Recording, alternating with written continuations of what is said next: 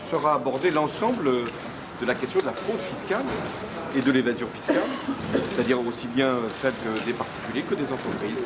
Et donc nous avons à cœur de lutter contre toutes les sources de l'évasion et notamment les paradis fiscaux. Comment allez-vous faire pour convaincre le Luxembourg et l'Autriche d'abandonner vraiment le secret bancaire sans lier leur sort à la Suisse? C'est l'objet de la réunion. Nous allons chercher là encore le compromis.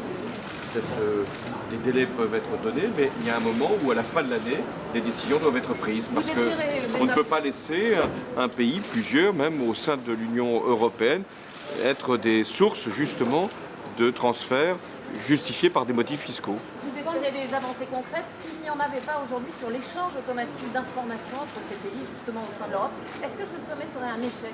Mais il y aura des avancées. C'est déjà très important que l'Europe se prenne véritablement en main sur ces questions, que les pays aient déjà signé un certain nombre de textes ensemble, la France ayant été à l'initiative avec l'Allemagne, que la Grande-Bretagne, qui n'est pas toujours allante, soit sur cette question tout à fait décidée à aller de l'avant. Pourquoi d'ailleurs? Pourquoi ce consensus? Parce que quand il y a des déficits à résorber, quand il y a de la recette fiscale à trouver, mieux vaut aller chercher celle qui se dissimule que d'aller demander à ceux qui payent des impôts d'en payer davantage. C'est un principe à la fois de justice et de bonne gestion.